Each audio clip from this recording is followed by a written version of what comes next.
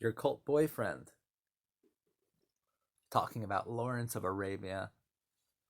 Um, Gun to my head,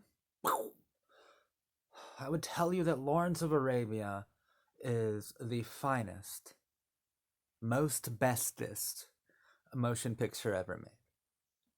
Which isn't to say it's my favorite. You know, these three behind me would probably be my favorite. Um, but maybe it's saying something a lot more significant about the way that I actually view cinema. Um, what I'm actually saying by that is that I think Lawrence of Arabia uh, is the best use of the art form. That Lawrence of Arabia is cinema at its best. I find it to be probably the most sophisticated film ever made. You know, if I had A, knowledge of film editing, you know, if I knew how to edit videos, and B, had access to editing software, I would make, you know, like Rob Ager style the videos that hyperfixate on specific themes of Lawrence of Arabia. Um, on I think the hidden subtext or subtexts of Lawrence of Arabia. The kind of these the multiple visual storylines that are going on that are trying to express things about repressed homosexuality, dealing with race, dealing with eroticism or a complete lack of a feminine quality. All of these things, by the way, that Lawrence hates. It's such a fascinating film because its star, its center, hates himself, hates everything about himself, and hates those things about himself that he can't change. He hates himself so much that it hurts. And the trick is not minding that it hurts until he becomes a shell of not even himself, because he never had one, at least not one that he accepted. He was born illegitimate and gay. So right then and there you have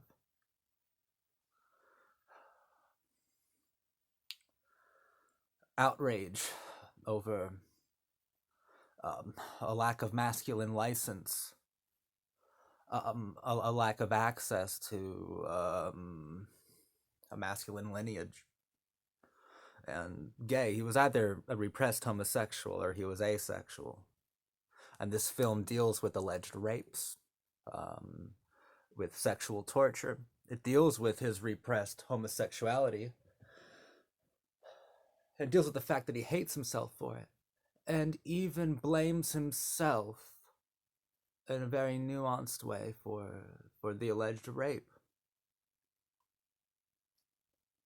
He hates himself for the way he felt. Lawrence of Arabia, he wasn't. At least David Lean's version of the real man wasn't at war with the Turks, wasn't at war with anyone other than himself, and it's a war that he lost completely. Steven Spielberg, that lovable psychopath, did have something interesting to say about the film in that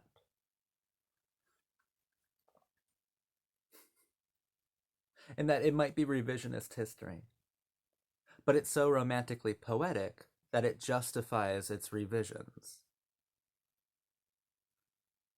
And for once, I definitely agree with Steve. I think he's absolutely correct. And also, I think that the film receives criticisms from people who don't even engage with the film properly. Is it a film about a white savior? Not necessarily. Is it a film about a strange man in a strange land? Well, once again, not completely. It's about a stranger, sure. It's about a strange man, yes. A strange land? Well, What if we're just dealing with like a metaphorical, not the hyperliteral? We are in the desert of Lawrence's self-hatred, of how catastrophic his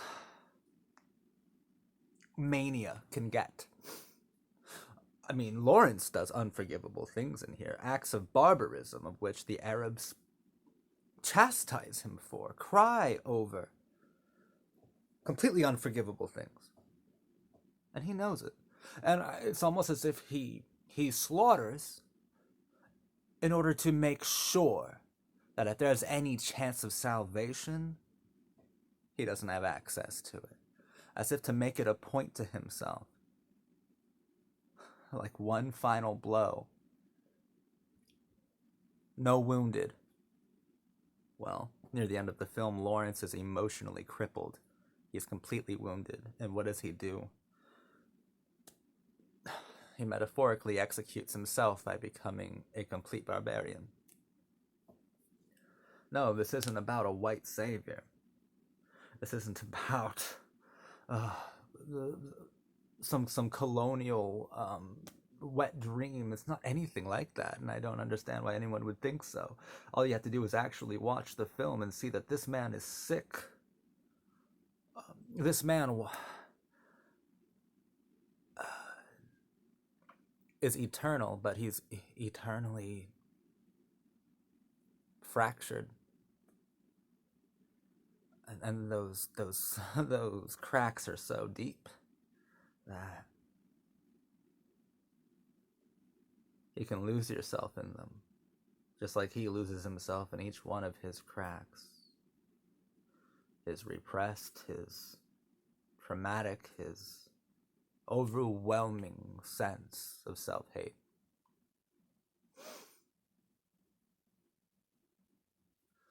It's kind of incredible, because Peter O'Toole does such an incredible job in this film. He might have had the most pathos of any actor, living or dead. All they have to do is look at you in the desert with those blue eyes and that gorgeous blonde hair. And my God, you'd go to war with him. Then you realize that David Lean is enlisting you in a war against yourself. A war you will lose. The film doesn't end on a happy note. And it also doesn't end with, oh, woe is our savior. No, not at all. He's a murderer. He's lost all sense of identity. And he's going home, but he doesn't have one. I mean, obviously, he doesn't even have a self. Not really, not a really well-defined one, or not a defined one by any stretch of the imagination. He's warring against God, even, against fate, against the idea that he has destiny. For he believes it is unwritten, that he is the author of his existence. And even that, he's punished for that over and over again throughout the film. I think that Lawrence is due to, as I was saying, due to Peter O'Toole's pathos, due to his extraordinary reach through the camera with the audience, with a very specific kind of audience.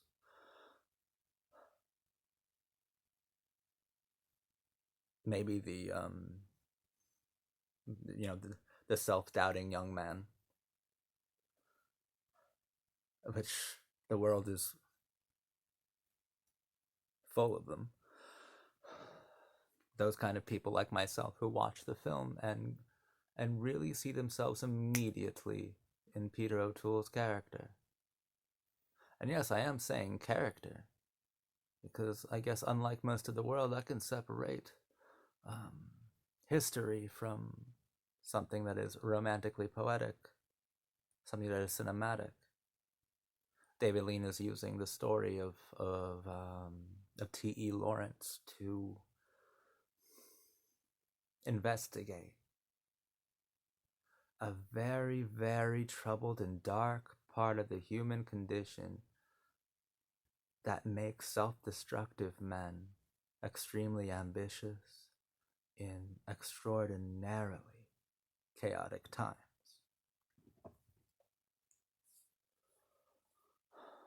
And I identified very heavily with Lawrence's epic identity crisis.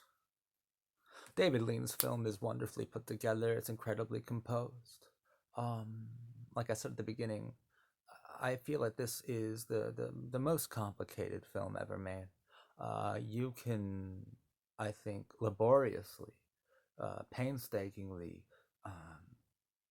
make days worth of content, of analyses about different parts of the film, about different ideas that you just pick up visually or lyrically, because it's a very rhythmic kind of film. It's epic in every sense of the word. So every sense of the word doesn't just mean emotionally epic, as I've covered. It is visually epic. It is, so far as filmic grammar goes, it has the largest vocabulary out of any film that I have ever seen. And I love it when it speaks to me. You know, it's quite an incredible film.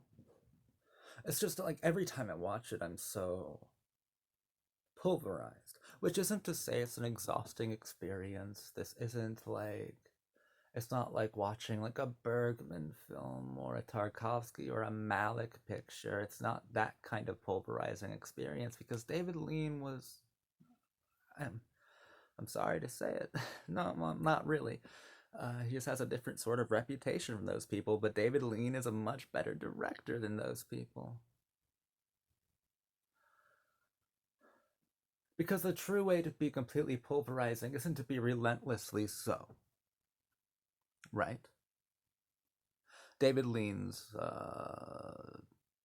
composition likes to gas you up a bit. It likes to embolden you.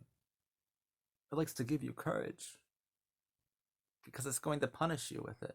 And it's not going to leave you emotionally penniless. You'll just realize that that kind of emotional currency is worthless. And that's a trick. That is a level of dialogue that very, very, very, very few filmmakers can pull off. And no one ever pulled it off as well as David Lean did in Lawrence of Arabia. Not even David Lean in other pictures, which are very good. I mean, Brief Encounter is excellent. Bridge Over the River Kwai is good. But Lawrence of Arabia, masterpiece would be a gross understatement, because I do honestly feel as if it's the best example of cinema. You know, if I only had one film left to watch before death, I would pick this one.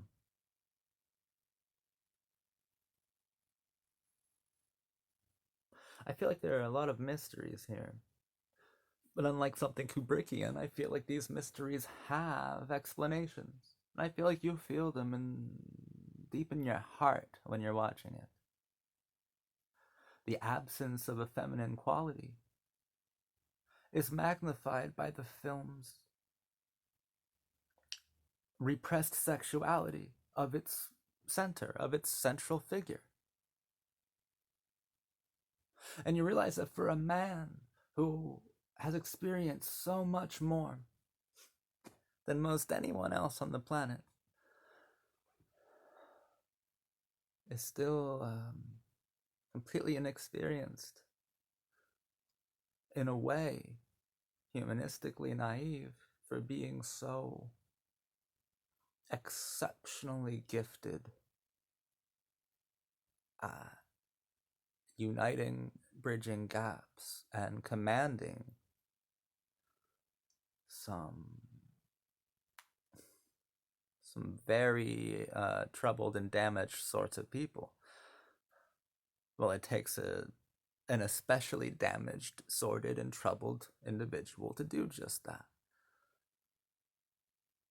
And it's a person who has experienced a lot of trauma and represses not only his trauma, but his sexuality, his entire concept of identity, from his skin color to his country of origin. He doesn't seem to have any particular loyalty to anything other than a concept of the desert. A desert people are the Arabs in his mind. So those kinds of people, I believe, conceptually, is what T.E. Lawrence sees himself truly as a part of, at least for the majority of the film, because he sees something maybe not more truthful in their behavior and mode of lifestyle, but something more visceral. Life with actual texture to it, because he's obsessed with the visceral feeling of things and seeing if he can not mind that things are rough or they hurt. He's obsessed with texture. He's obsessed with pain and self-destructive exhibitions.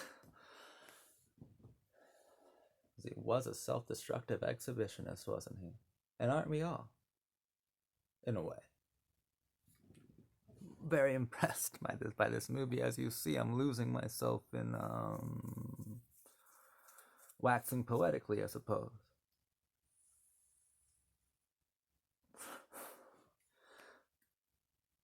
It's a stunning film that forces you to confront these things, because David Lean is attacking us.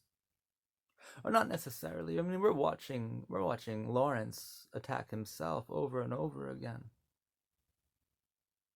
He loses over and over again. Lawrence doesn't win once, and yet his reputation exceeds him, outgrows him, outpaces him. He becomes that extraordinary man he always postured, always thought himself as being a man beyond destiny, a man who controlled his own fate, a man who wrote destiny, a man of divinity almost, a prophet. And then once that sort of reputation was placed on him, that's when he became a ghost of himself. And that's when he absolutely lost it. I would be at a loss if I did not mention that Omar Sharif and Alec Guinness and Claude Rains were also extremely powerful in the film in their respective roles. All three of those supporting actors were brilliant and commanded the screen and had their moments of huge clarity, and what a power each one of them had. I think Alec Guinness may have been the most impressive. Alec Guinness made everything seem so effortless, and that's how you know he's really good. Just effortless. Peter O'Toole, I find it impossible to separate Peter O'Toole from T.E. Lawrence, from David Lean's T.E. Lawrence, from cinema's T.E. Lawrence, because T.E. Lawrence does not belong to history, and I think that's part of my point here. Lawrence of Arabia belongs to cinema, and he is a character. He is a mechanism that unlocks something inside of most of its male viewers that is confrontational, that is unbelievably therapeutic, but also borderline chaotic. It unlocks a mechanism within us that starts moving, and I believe we start improving.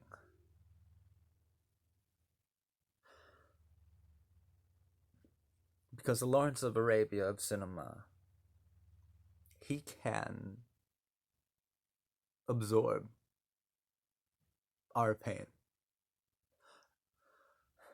We can project it onto him, and he will absorb it. He will take the blow.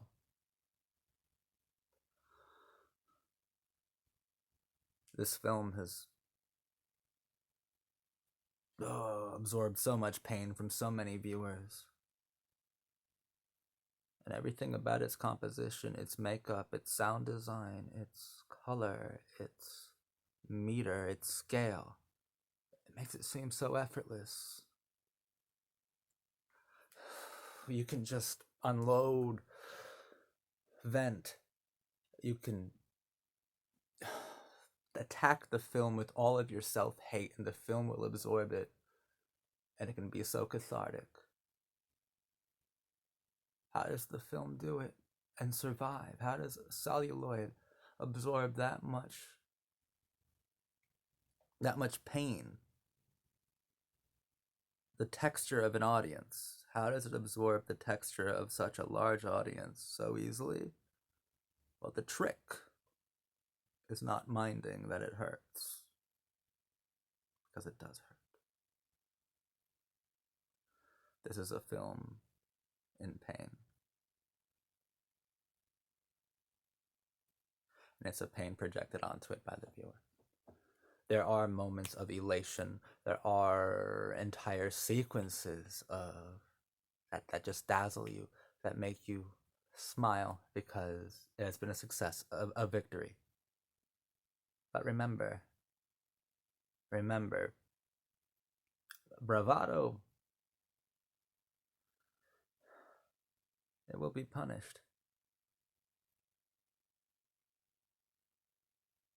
It's been written. No matter how much you wish you did not have a destiny,